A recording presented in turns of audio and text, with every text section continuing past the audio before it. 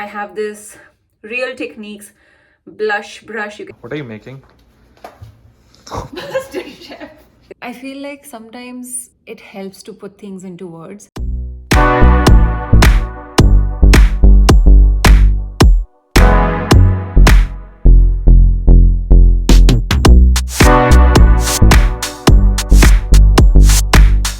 Hey guys, so I was just sitting and journaling. It's a Tuesday today, and I have therapy sessions on Tuesday.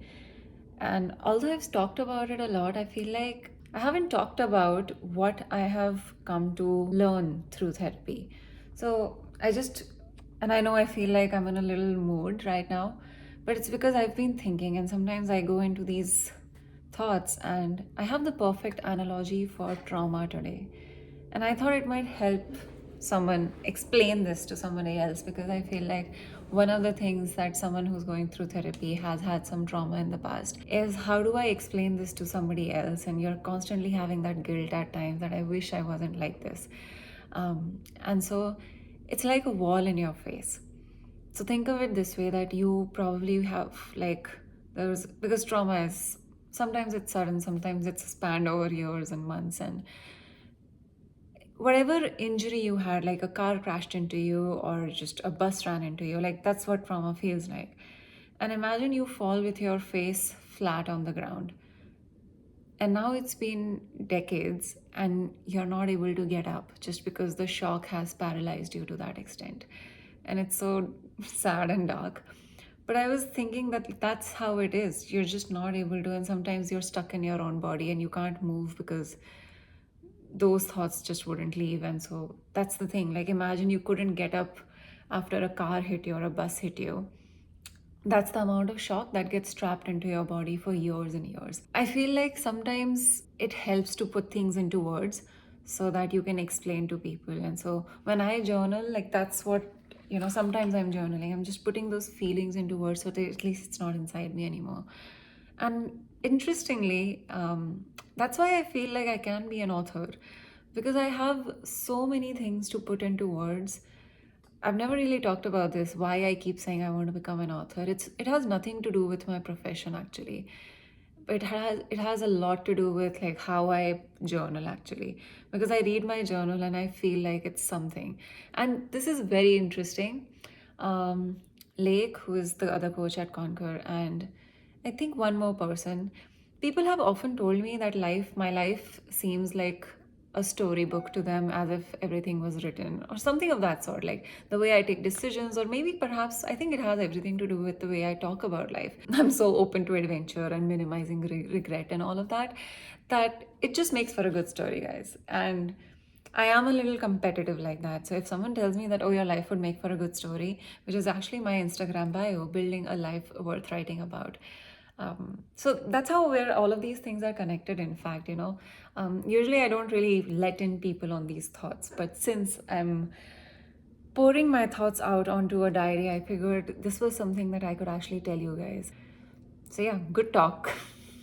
Also, is it just me, or do you also get random bruises on your legs? Like, this was a small one last night. It became bigger overnight, which is so strange.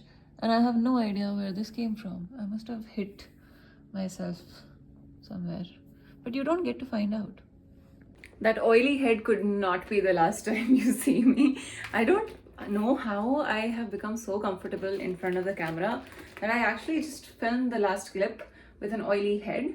But anyway, now we're all showered, and I had one of those mind-opening showers, where you heal traumas, and yeah, just a lot of stuff to think about.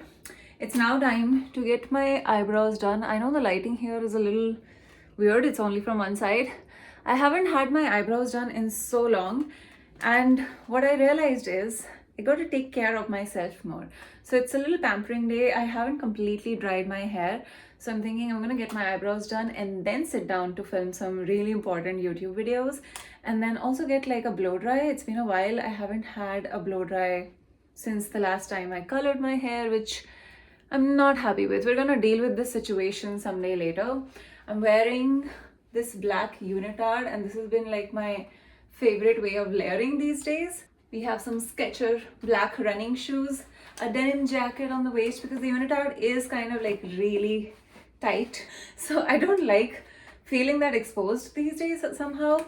Also carrying a cute bag. It's been so many months since we've put effort into an outfit. I don't feel like with winters going on, it's all fluffy jackets and coats, and I get it, but then I'm a summer girl. Like, I need to feel free and not like my clothes are weighing in on my shoulders. I think it looks better like this.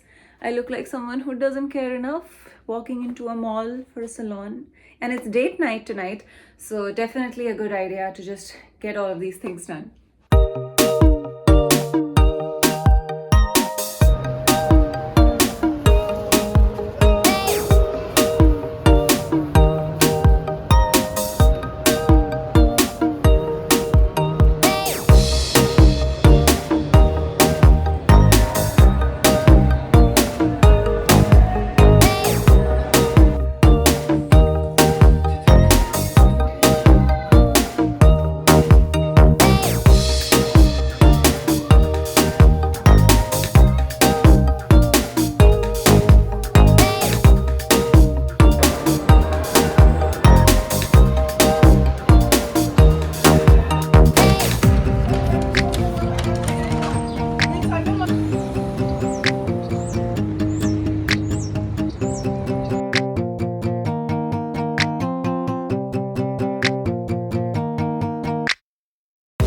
Hey guys, it's been a few days since I've vlogged. We actually went to Miami and came back, and I don't know if you can tell in the video, but I'm definitely tanned. Like, I have proof, and this has never happened to me.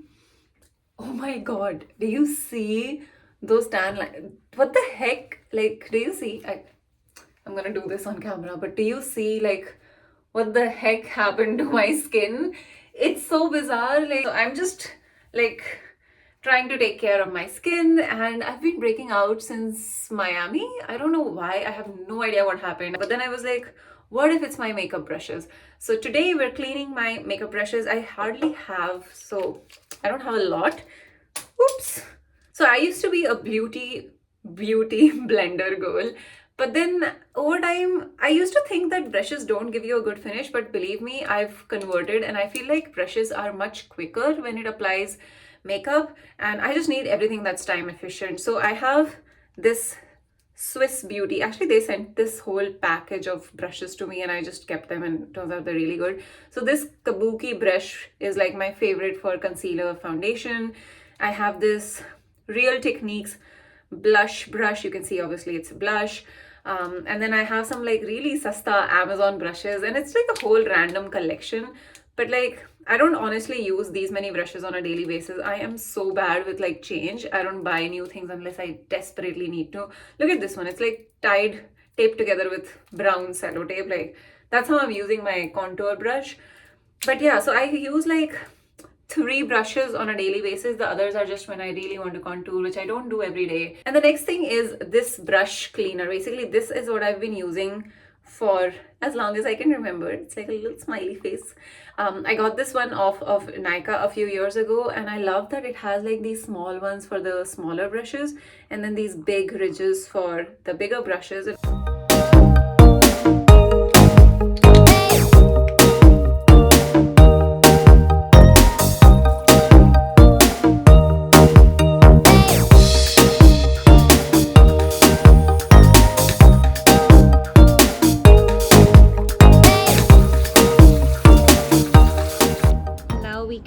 These out in the balcony to dry. I love doing this on sunny days so that they get disinfected by the sunlight as well. You can use your old towels to do that.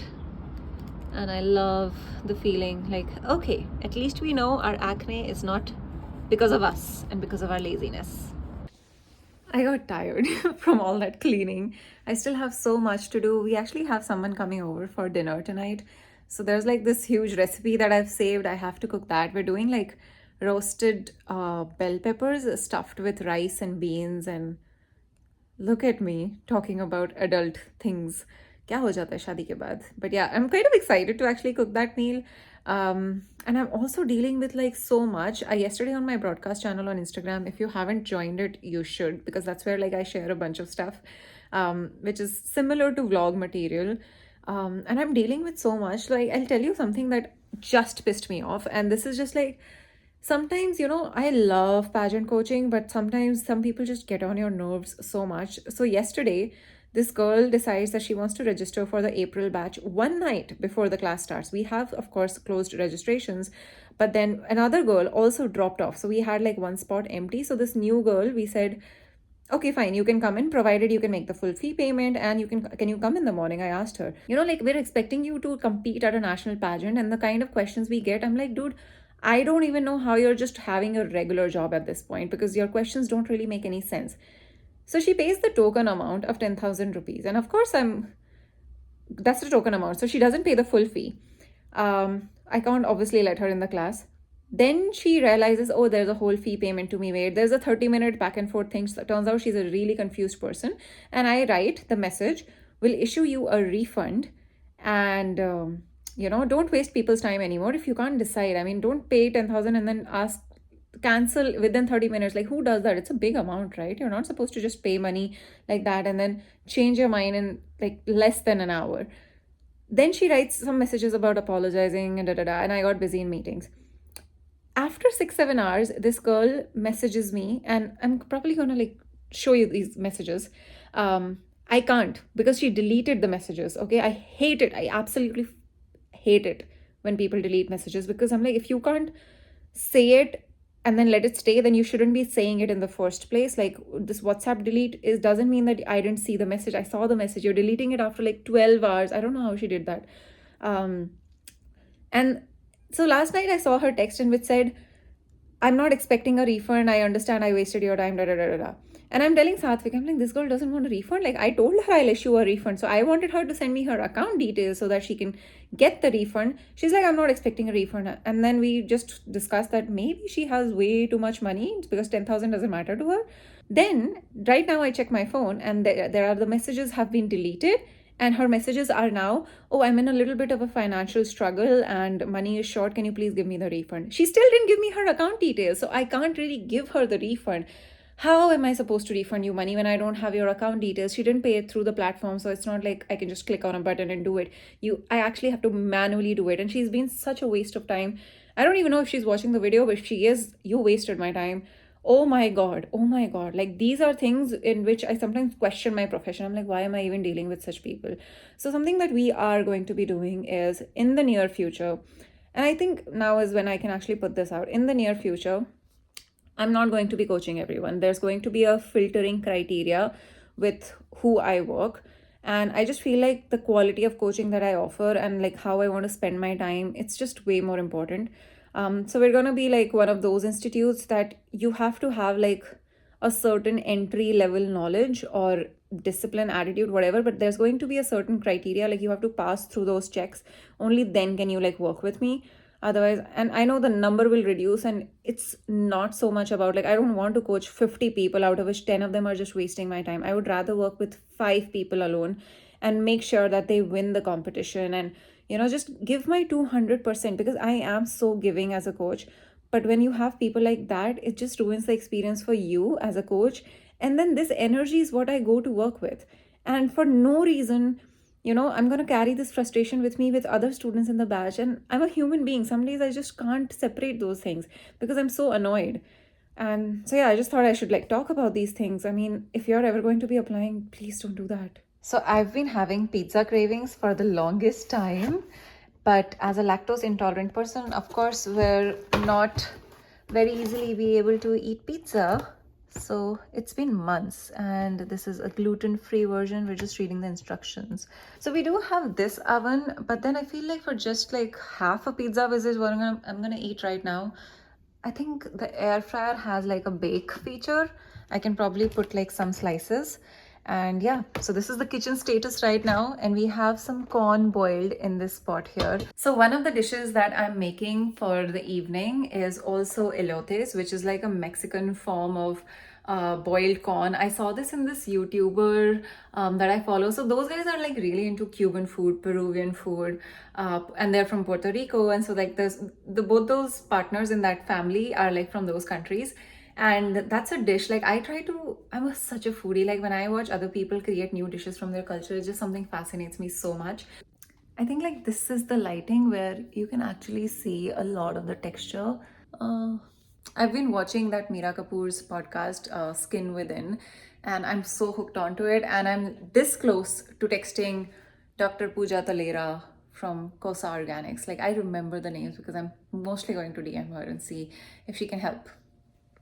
So the pizza's baking right now, but guess what? Pageantopedia is available on Amazon.in. It's published on the Kindle library, so there's only a Kindle edition that you can purchase. We have completely sold out of our free copies, and now you can purchase this one. You can even read a sample on Amazon, and it feels so weird to me that like my name is on author on Amazon. Like, what?